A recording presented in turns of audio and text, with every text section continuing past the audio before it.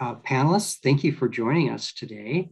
And I'm really looking forward to hearing your different perspectives on the challenges, the opportunities, learning about your engagement in the Arctic region and beyond, and to see what objectives or challenges you would put forth for this seminar series that we're doing and then our in-person thing. Let's begin with each of you doing a personal introduction of yourself, just giving a little overview of what you see as the challenges and the opportunities in the Arctic. Try to take maybe 5 minutes or less for these intro things so we leave time for some dialogue back and forth and some interaction with the audience. So we'll start with, let's see, I think we'll just do alphabetically maybe. And so let's start with Dr. Sally Benson from the Office of Science and Technology at the White House. And then we'll have maybe Dr. Vanessa Chan come along from the Office of Technology Transfer at the Department of Energy. And then Raina Thiel from the Department of the Interior. Dr. Benson, would you like to kick us off? Sure. Thank you very much. And good morning to all of you in Alaska. Thank you very much for the opportunity to join this important program and the Department of Energy's launch of the Arctic X program. So I just want to start by saying what a big fan I am of your beautiful state of Alaska. I've been to Alaska actually several times, but probably the most memorable was when I went in 2016, and I started in Anchorage, but then went off to Kodiak Island, Dutch Harbor, Nome, and then went on to circumnavigate the Alaskan and Canadian Arctic. And I can say it was truly one of the most memorable and fascinating experiences of my lifetime. And just to give you some examples, we visited many small villages, and we understood firsthand the challenges of getting energy to these remote communities. But at the same time, we had great admiration for the power plant operators who kept the lights on under these really difficult circumstances during these very long, cold winters.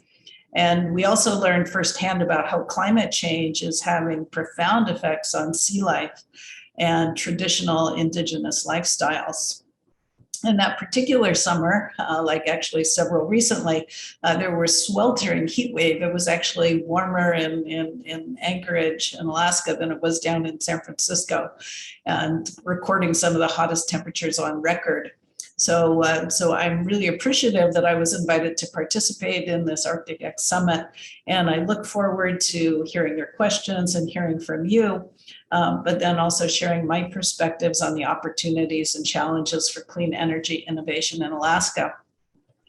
As described by our moderator, I work on energy technology in the White House Office of Science and Technology Policy, the so-called OSTP.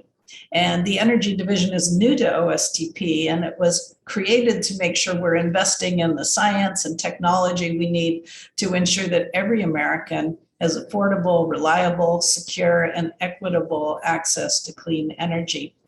And I think now more than ever is the time to invest in the deploy, discover, invent, deploy cycle to ensure we can meet not only our climate and energy goals, but to ensure American industries and American workers are at the forefront as global energy technology providers and innovators. And as we've heard so far, that one size is not going to fit all in the energy transition, and it's so important to develop a diversity of solutions. So this is a really exciting time. If you're working in energy technology, full of opportunities for clean energy innovation. The bipartisan infrastructure deal provides $21.5 billion in funding for clean energy demonstration projects and research hubs focused on the next generation of clean energy technologies, including clean hydrogen, carbon capture, advanced nuclear, and $1 billion for demonstration projects in rural communities. And Alaska is well positioned to play a leadership role in many of these, given the vast geological formations containing natural gas and oil resources, very capable workforce with capabilities in oil and gas and the maritime industries, And all of these have a really important role to play in clean energy technologies. And I just thought I'd give a couple of examples of what came to my mind when I thought about the resources and opportunities. So the first thing is Alaska's natural gas could be converted into hydrogen using a technology called steam methane reforming, but that you actually can capture the carbon so that it gets to be a very, very low emission source of fuel. And then you create a clean burning fuel with no emissions when it's actually used. And you can use that to generate electricity. You can use it for industrial applications. You can use it for transportation. And it's also really exciting now. It's been realized that hydrogen can be converted to ammonia. And this is a newly emerging clean shipping fuel that has no carbon dioxide emissions at all. And as we speak, shipping companies are beginning to build the first vessels that use ammonia instead of carbon emitting fuels. So Alaska's geological formations could also be used to permanently and securely store carbon dioxide that's actually captured from the atmosphere. This is a very important type of technology. And this is already being done in Iceland today, the so-called carbon negative technologies. And another opportunity for Alaska is that you have a lot of solar energy during the summertime. Actually, it's very interesting. I've done analysis of this. The solar resource in Alaska is actually about as good as the solar resource in Germany, which is very heavily used. And actually is not so different than Seattle, Washington. So even though it's not available during the winter, during the summertime, you could produce hydrogen, which you could then store later to be converted during the winter back into electricity and used for other purposes like transportation fuels as well. So Alaska's extensive coastline also creates unique opportunities for marine energy from tides and current and waves. And these are nascent technologies, but given where you sit and given the unique markets, this could be a really excellent opportunity. So I look forward to discussing these and other ideas with you during the panel discussion. I just wanted to share one more exciting piece of news that OSTP Director and the President's Science Advisor, Eric Lander, and Brenda Mallory, Chair of the Council on Environmental Quality, just announced a new initiative to help develop government-wide guidance for federal agencies to recognize and include Indigenous, traditional, and ecological knowledge in decision-making. And this will be essential for making good decisions about climate adaptation and the siting of new clean energy facilities. So thank you very much, and I look forward to our discussion. Thank you very much, Sally. Dr. Chan, we would love to hear your perspectives on how the Department of Energy's Office of Technology Transition can be helping to address these challenges, these opportunities, and your goals in terms of this interaction. Thanks, George. And I'm so glad to be here to bring to the forefront one of the most important regions in the world, the Arctic. And unlike Dr. Benson, I've never been there. So very excited to be able to get there at some point. But I also want to take the time to point out that not only are we here with two phenomenal women, the cabinet secretaries, but also I'm sharing the stage with two remarkable women, Raina and Sally. So really excited to see the diversity that we have going on here at the Department of Energy and beyond. I'm Vanessa Chan, the U.S. Department of Energy's Chief Commercialization Officer. And in that role, I also serve as the Director of the Office of Technology Transitions. And our mission here at OTT from Congress is to drive commercial and public impact from the research investments that are being made across all of DOE, which includes, as Deputy Secretary Turk said, the crown jewels of our nation, DOE's 17 national labs. Now, as a steward of commercialization at DOE, our focus is to really help technologies move across the research, development, demonstration, and deployment, RD&D continuum, so that our incredible innovations make their way to the marketplace. One of our priorities here at OTT to do that is to think about how do we drive place-based innovation? As Americans, our communities are where we live, breathe, and thrive. So it really is the foundation from which to innovate. Earlier this year, one of our national labs, Sandia National Labs, published a report showcasing how over a 20-year period, they generated $100 billion in economic impact and supported 400,000 plus jobs through efforts made by just one national lab. Imagine what all of us working together across government can do to bring all of our resources to the Arctic and the impact that can have. So all this leads us today, the Arctic X. The Innovation X Lab series is one of OTT's signature events where we have typically showcased technologies such as quantum or artificial intelligence to facilitate two-way exchange of information and ideas between industry, universities, manufacturers, investors, and end-use customers. This year, we decided to focus on an entire region because here at the DOE, we believe the Arctic is strategically critical. And because we're already studying climate change, deploying clean energy systems in remote communities, advancing viable cold climate electric transportation alternatives, and even exploring ways to use seaweed as a source of fuel, all in the Arctic. So even if we haven't been to the Arctic, we have so much that we can learn from its incredible communities that are by definition innovative, given how they thrive in one of the harshest climates on our planet. As such, the goal for this Arctic Innovation X Lab series that George and I are co-hosting is to provide all of us the opportunity to listen, to make connections, and have conversations about this really important area.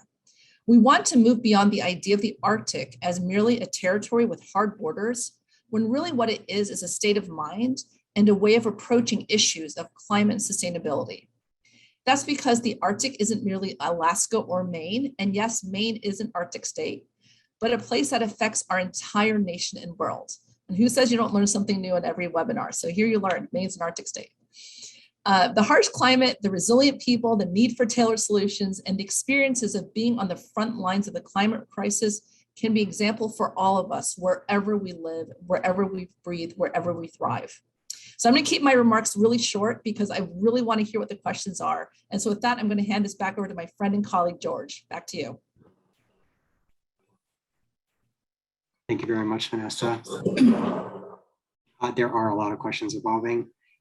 Before we get to them though, Rena Thiel from the Department of Interior, you've got some pretty interesting perspectives and personal experience, as well as the work that you do on the Arctic and the state of Alaska and beyond. And so we'd love to hear some of your insights with the team as we begin this conversation. Great, thank you, George, and thank you to Sally and Vanessa. It's great to be here with both of you on this women's panel, it seems, for this particular session. And thank you, George, and the organizers for inviting us to be here today. It's really exciting, and I'm just very interested to see what comes out of this conversation. But to give a little bit of a flavor for who I am. So I'm from Alaska. I was born and raised there. I am Alaska Native, which means that my family has been in the state of, well, what is now the state of Alaska for 10,000 plus years. And so we have a very long history in the state. Primarily, I grew up in Bristol Bay, Alaska, but mostly I was raised in extremely small communities that were completely off the road system. I think when folks think about rural America, they don't quite understand how rural Alaska is, because we're a very different kind of rural. If you think about rural communities in Alaska, basically you're thinking off the road system. These are communities that must be reached by plane, usually small plane. These are communities that often don't have electricity or running water, in which are, when they do have power generation, it's supposed to be based off of diesel. And so that's kind of the environment that I was raised in, oftentimes without electricity or running water. And so these infrastructure conversations and conversations about energy in general are incredibly important to me personally, because I have been there and I have sort of lived through those lack of infrastructure within the communities. And even when folks have, diesel powered energy in their homes, that's often extremely costly. And so folks really have a hard time living and surviving in the rural parts of the state of Alaska because of that fact. But one thing that really makes me excited and was really interesting to me kind of approaching this conversation is that we have so many opportunities and we have so much innovation that's already happening in the state of Alaska.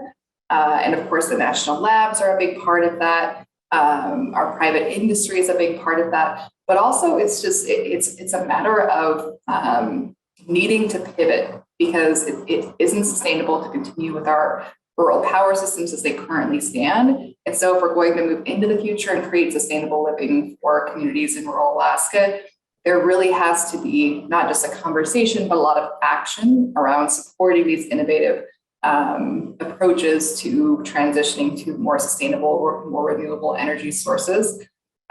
What I've seen over time and what I continue to see is that there are examples of great geothermal energy systems. If you look at Gina Hot Springs, if you look at certain folks who are doing great work retrofitting diesel power systems to make them hybrid wind diesel power systems, I think there's a ton of opportunity. I think wind has been the focus over time. However, I do believe that solar, as Sally was saying, solar is kind of an untapped area that folks are kind of beginning, in Anchorage and Kotzebue and other places are kind of beginning to gravitate toward because it is a good option for many communities. So I'm just incredibly grateful to be here, especially as we look at the resources that are coming into the state from the infrastructure bill. I think there's a ton of opportunity, and I'm excited to be a part of this conversation. Great.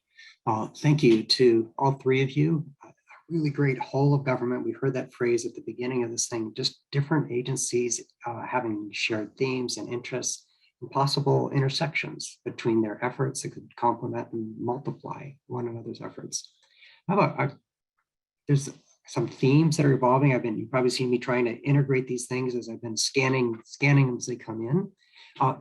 Just to begin a little bit, I want to make sure people know some specifics about how each of your agencies is involved in the Arctic, building on what you've begun to say.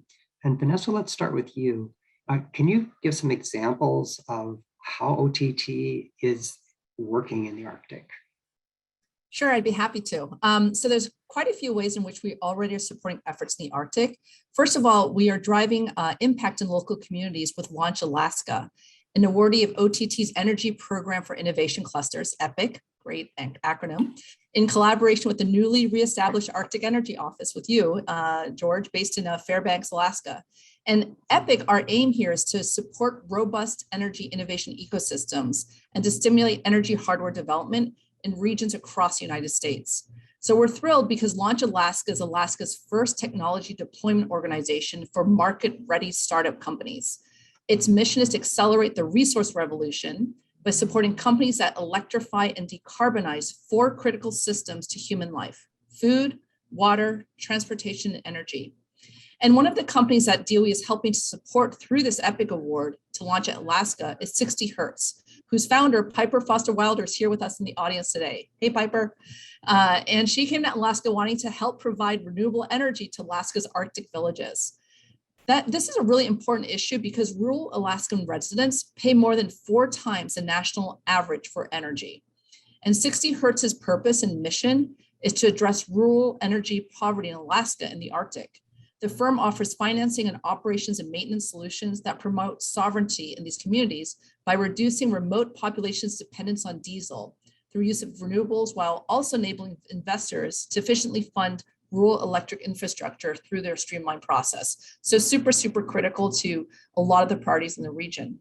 Secondly, we also funded ventures through our technology commercialization fund that are bringing products to market with promising applications in the Arctic, such as $250,000 that we awarded for Ceramicrete, a sustainable well cement for geothermal, thermal recovery, and carbon storage wells. And it's a product being developed by several companies in partnership, which includes a company called Trabitz Group in Wasilla, Alaska. And we also have over $100,000 to fund the Raman Gas Analyzer Cooperative Development Project at the Natural Energy Technology Lab with a company called Oxergy Incorporated out of Juneau. And the Nettle Raman Gas Analyzer provides a continuous readout of the relative mole fraction of all major fuel gases utilizing state-of-the-art optical waveguides, solid-state lasers, and compact spectrometers to provide highly efficient measurements of all the major species of fuel gas in 1 second or less. As you can imagine, with the climate that we've got in the Arctic, how critical this is. So these are just a few of our stories of how we're having impact in the Arctic, and we're really just getting started here at OTT in partnership with you, George, and we're excited to do more things like this. Well, wow, that was great. Very specific examples. Thank you. Raina, I'm mindful of just how much of Alaska is responsibility of our lands that the Department of Interior is responsible for. And I'm curious about what are some of the engagements between Department of Interior and different energy initiatives, whatever they are, in the Arctic region? Absolutely. Thanks so much, George, for that question. And we have a ton of a huge public land space in Alaska. So if you look at the entire portfolio of the Department of the Interior, about half of our land's portfolio is actually in Alaska. And then, of course, we have a big focus on tribes and indigenous communities as well. And about half the tribes across the country are in Alaska as well. So when you look at the importance of the state and of the Arctic region to the department, it's immense. And of course, as we approach our policy in our public lands in Alaska, we're looking at ways that we can support renewable energy development. We're also looking for ways that we can support local communities, which is a significant priority of our secretary. If you look at coastal communities in Alaska, especially, you see that there is a lot of change happening right now with climate impacts. And so we are to the point where there are several communities that actually must be moved and relocated to different areas, which is a pretty huge undertaking for many of these communities, which are very, very small. So even a 200-person community can cost hundreds of millions of dollars to design, to create a decision-making process which works for the community about when they want to move, what they want that to look like. But one of the things that we've been very focused on is, with those relocation conversations, how do we ensure that we are helping communities build back better, right? So how are we helping these communities relocate and reconstruct housing and other facilities that are sustainably constructed, right? And how do we deploy renewable energy in those areas and help support that? Thankfully, there was over $200 million in the infrastructure bill, which the president just signed on Monday, which will be a huge help for communities in Alaska that are suffering from these very intense impacts from global warming, which you don't see elsewhere in quite the same degree, but which is still relevant for the rest of the country, because what we are seeing now in Alaska will eventually begin to impact other parts of the country and the world as well. And so when you think about the Arctic, it really is kind of a proving ground for how we're going to adapt, how we're going to be resilient, and how we're going to be innovative when it comes to dealing with these impacts and continuing to have a sustainable lifestyle. And I think we're starting from a difficult place too, because we haven't reached that sustainable stage in many parts of rural Alaska at this point. And so now we have this kind of doubling of the difficulties and obstacles, which is going to create an interesting situation for us to deal with. But as we begin to kind of take these constructive actions, we do need to think about how we ensure that we're not just recreating communities the same way that we did before. We have to be smart about it. We have to work directly with tribal communities and Alaska Native communities and ensure that we're doing this in a way where folks can stay in place, they can keep their communities intact versus having to move elsewhere. Thank you. It's one of the reasons I'm so excited about the paradigm that we've got for Arctic X, is that it really is a two-way conversation, and then an around a community, around a region kind of conversation where no one presumes to know the answers, but we kind of work together to identify what's important to different people, what are the different opportunities for exploring, et cetera. And I guess I'd like to ask a kind of an open-ended question to all of you right now. I have a couple other specific ones that have kind of pinged in, but maybe integrating some of the questions that have come in. We're hearing from all different parts of the value chain here. We're hearing from academics, we're hearing from the defense sector, we're hearing from the established oil and gas industry perspectives, supply chain, middle groups like farms, et cetera. Like, how do each of you, maybe we'll just kind of go around the room. What are some thoughts that you have on how all of these different folks can participate in this moving forward, this energy transition that we're looking at? And Sally, you've got the lucky last name of B, so let's begin with you. Okay. That's a great opportunity. If you look across the United States, there's an incredible diversity of natural resources, preferences for decarbonization strategies, and so forth. So I think that the first thing that's going to be important is to realize that the solutions that will work will be local solutions. And so, just saying one size fits all won't work. So I think that the first way to get everybody involved is to have communities and regions and state government, work together to think about, well, what is my energy transition plan going to be? And I think that transition plan is a really important idea. We can't just get from where we are today to someplace, in the future, just magically. We've got to take a very deliberate process. And there's no way that we can have that deliberate process of transforming the energy system that doesn't involve everybody. Because at the end of the day, it involves the consumers who are using all these products. It involves the people who make the products we have today. It involves all the people that are going to start making the new things that we need in the future. And my view is that the last thing we want is disruption, because energy matters, right? Energy is really important. There's life safety. There are huge economic dimensions of it. It's a very important part of the economy. It's an important part of jobs.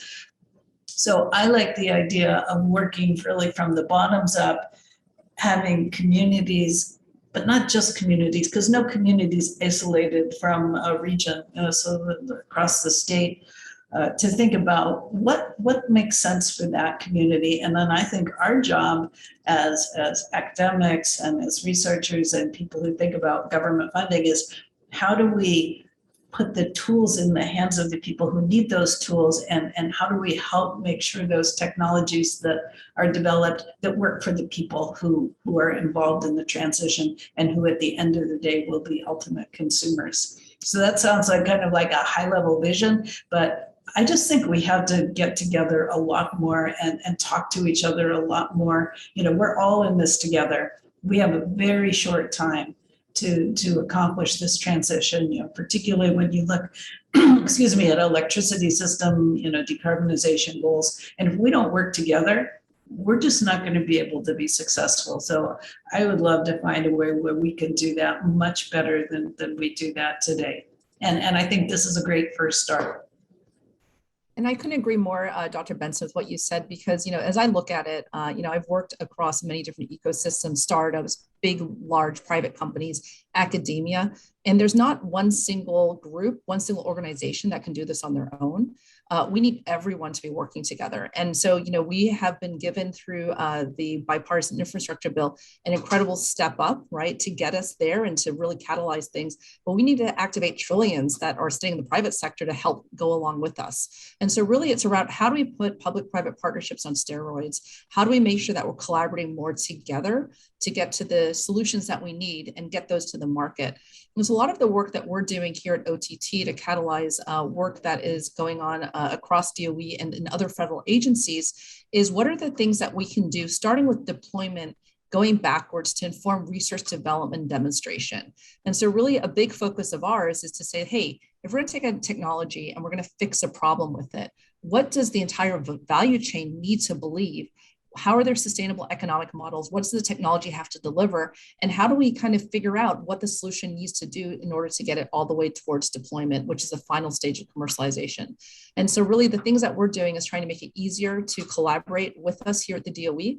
We're looking at contracting mechanisms. We have programs like the Technology Commercialization Fund that I mentioned, where we partner with the private sector to help bring technologies to market. And there needs to be more of that kind of work being done. And that's really how we will be able to catalyze the ecosystem. And so I think right now what we're doing is being very deliberate about finding opportunities to partner with each other, because if we don't do it all together, we're not going to hit the climate goals, and we're not going to leave the place better for our kids. And that's really what we need to do, is leave the place better if we can, or at least not worse right now than what we've had over the past few decades. And so that's why I'm excited to really use series like this, which is why we've generated these Innovation X Labs, is to drive the conversations, the partnerships. And someone in the chat had said it should be MODs and not MOUs. And I totally agree with that. We need to do things together. And that's really why we have sessions like this.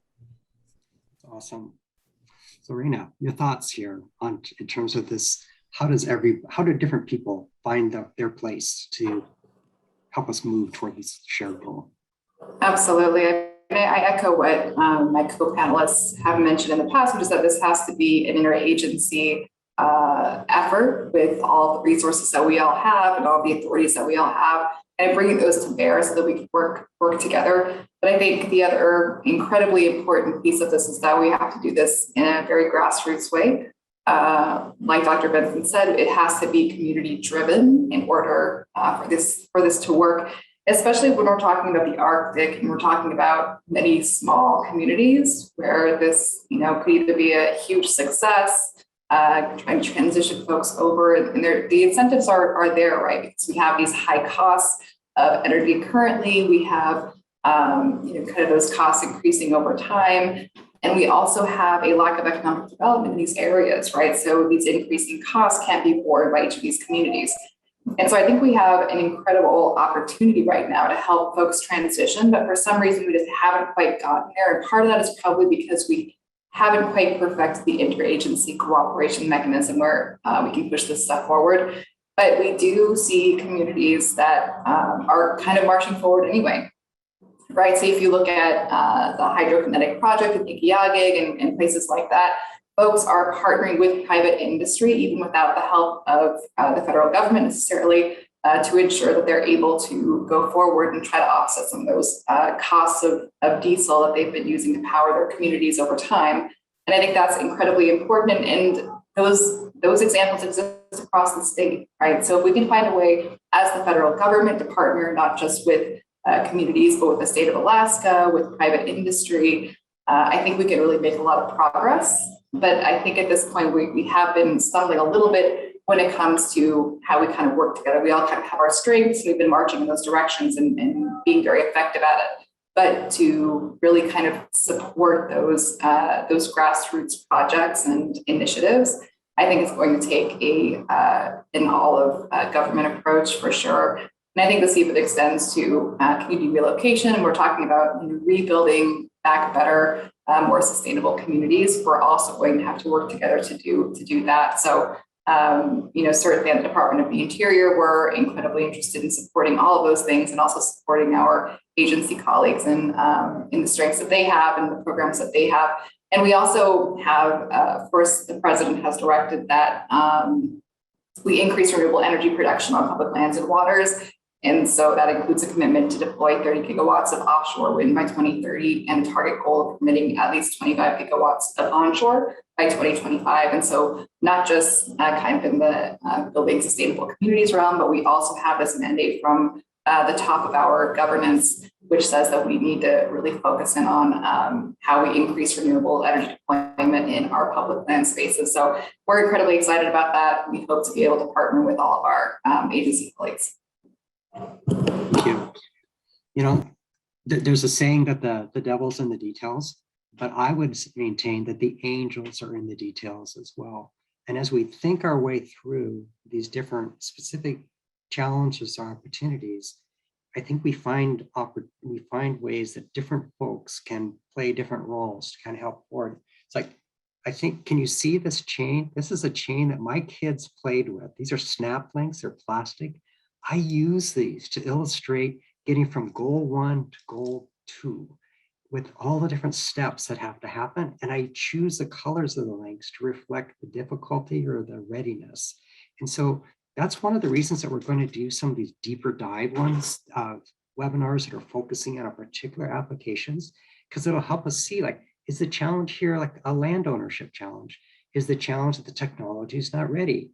Is there a technology that could be used on a temporary basis while we're waiting for something else to mature?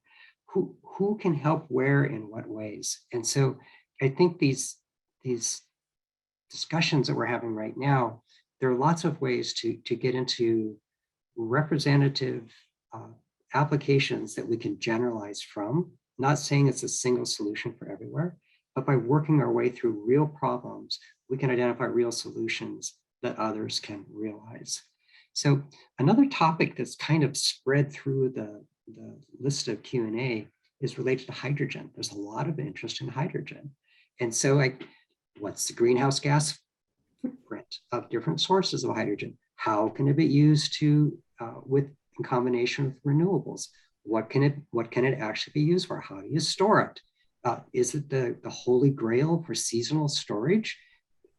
Any thoughts from any of you? We'll just go open mic on this one. Maybe I'll jump in here at the beginning. I mean, what's so terrific about hydrogen is that you can make it in so many different ways. So you can make it from electricity, like renewable electricity, by splitting water. You can also make it from biomass. If you have, for example, waste biomass from forestry, or waste biomass even from municipal waste, that you can convert that to hydrogen. But you can also make hydrogen from natural gas. So there are a lot of ways to make it, which is a real strength, because we want a resilient system, and a resilient system means we have choices, and that if one isn't available, well, we can shift to another. So that's one thing about hydrogen. The other thing that's interesting about hydrogen is we can use it for so many things. We can use it to make electricity. We can put it in a turbine, or we could put it in a fuel cell. We can even use it like for combined heat and power, which would be a very interesting application, I think, in the Arctic region in particular. So while you're producing electricity, like from a particular type of fuel cell, that you're also generating heat, which you could use for either industrial processing, or you could even use it for space heating or commercial heating. You can also use it for transportation. You can also use it as in the chemical industry to make hydrocarbon-based products, things like plastics and so forth. So it's very useful. So electricity is super useful, right? We use electricity for a lot of things. Well, hydrogen now is being envisioned as one of those very useful but a carbon-free fuel. So just to say a little bit about storing it. It depends on how long you want to store it, and it depends on how much you want to store it. So if you want to store a little bit of it, you can put it in a tank. Actually, it's not that little, but they're big, gigantic tanks that you can store it in. And that might, depending upon whether you're just letting it sit there or using it, it could be for days or weeks, or if it's big enough and you have a small enough demand, it could even be seasonal storage. But if you have a bigger community where you need more, then you need to think about other options. And one option is to put it underground. So this is a new technology that's being developed, is underground hydrogen storage, which would be very long-term, very secure. You could even store it over multiple years. And this is an area where the Department of Energy is starting to make investments. And in fact, it's already done on a limited extent today. So it's another one of those things. It sort of depends on what you want. But yes, it could, in principle, be used to take summertime hydrogen that you produce during the summer, and then use it during the winter. Yeah. So thank you. I'm going to change the conversation a little bit, but I would like to point everybody toward the fact that the Department of Energy has an Earthshot effort focused on costs of generating hydrogen. There's been a multi-year effort called H2 at Scale that focuses on the whole value chain from source to use. And then there's Secretary Granholm announced another initiative called H2 Twin Cities that is part of an international engagement. And so there are many different on-ramps related to hydrogen here. There's a lot of other topics though that we need to cover. So let me just kind of turn my attention to one of those. And some of the questions seem to be in the order of financing. So someone mentioned that what about made in the USA? What about U.S. ownership? Where are we at on that? How do we recognize that the Arctic is an international space? There are opportunities to learn from others. How does the U.S. What leadership roles does the U.S. want to have? And there's lots of collaborations around that. And then we all watched with joy the various efforts for commercial space launch. So this last year, and some of the funding mechanisms that were used for those were rather innovative. Can you see some of those being leveraged in Arctic applications or perhaps broader US applications? So, I'll take a stab at this, George. I think in the end, we have to be creative if we're going to hit the climate agenda. So I think we have to be thinking creatively around, all the different levers that one can pull in order to get us where we need to get to. We've seen large foundation example, make statements around ways that they're going to be supporting the transition to clean energy. We'll need to be working with them in partnership. And I think these are the kinds of creative ideas and thinking that we all need to be bringing to the table in order to get to, what we need to get to. And so in the end, really, as I think about financing, that is one of the most challenging things that we have to navigate oftentimes when you think about commercialization, because there's a capital continuity that is really challenging as you go from research to development to demonstration to deployment, which is why you can see in the bipartisan infrastructure bill, there's been a focus on demonstration projects, which is where a lot of the risk can lie and where it's oftentimes hard to get financing. And so I'm really excited about the role that we'll be playing here towards catalyzing that. And there's actually $1 billion in the BIB funding for the Office of Clean Energy demonstrations for activities for energy improvement in rural and remote areas. And so I think people are deliberately thinking about the funding mechanisms that one can go after to help us bridge the gaps that we have around that. We have to be doing more and more. And we also are thinking holistically, as the U.S. government around how to tackle these things. So I just joined a White House Interagency Council that's looking at manufacturing scale up. These are the kinds of things that we need to be doing across the different agencies, because going back to this theme, it can't be just one organization, one group that's doing it. We have to do all this stuff together. And we're starting by doing that at the US government by collaborating explicitly on places where it makes sense. And so I'm really excited about the administration and the work that we're doing to catalyze change across the US government between the different agencies, as well as driving change for our nation. And that's why I think this Arctic X series is so critical, is it's giving us the chance to listen from the region to understand what are the challenges that you have and how can we be supportive to help catalyze change. Outstanding. So one closing synopsis from all these questions that we've got in here right now. We've talked a lot about communities and rural and remote locations. There's also a large urban focus, what they call the rail belt in Alaska. And there's quite a bit of critical infrastructure in the state. And so these are very relevant applications to what we call the lower 48, as well as within Alaska. As just one last individual, would you like to make any comments on how we can be addressing these broader shared goals as well? I can try to speak to that a little bit, George. So I think we do have infrastructure in very specific parts of our state, right? Kind of in a big loop, really, is what it looks like.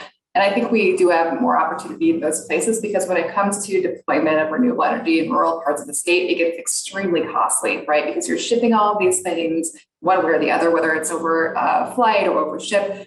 So it gets extremely costly, which is why you have these massive amounts that are being quoted for moving communities and rebuilding and structures and all that.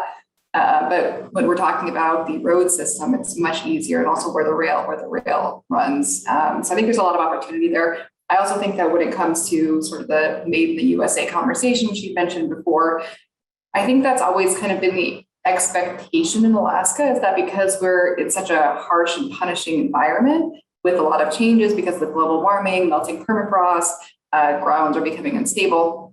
I think we have a proving ground for how we can build resilient infrastructure. And if we can do it in Alaska, we can do it anywhere, right? That's renewable energies or other types of infrastructure. And so we always had this dream in Alaska that we would, continue to push forward with these innovative projects and methods for addressing the obstacles that we see, and that could be deployed not just across the Arctic, but also across the world in insular areas where they, need to kind of replicate microgrids that we have in Alaska and things like that. But at this point, I think it comes back to we need to all communicate and cooperate together in order to be able to push forward and really empower folks, because there are folks in Alaska who are doing this work, but they're basically doing it at cost, right? They don't have a ton of funding mechanisms for that kind of early deployment and early research and engineering on these projects. And so you see folks kind of doing these things, but it's really an at cost venture, which is not sustainable. And so I think we need to figure out how we can support those projects, no matter what stage they're at, when we have folks who have proven that they can develop projects that are useful. That's outstanding. Okay, so I'm going to fess up. We don't have enough time to address all of the things that are before us. And so I think I'm going to just hope that everyone can just join me in thanking each of you for sharing your thoughts, for responding to questions that weren't scripted, so that you could just give some input back to the audience in addition to your prepared remarks.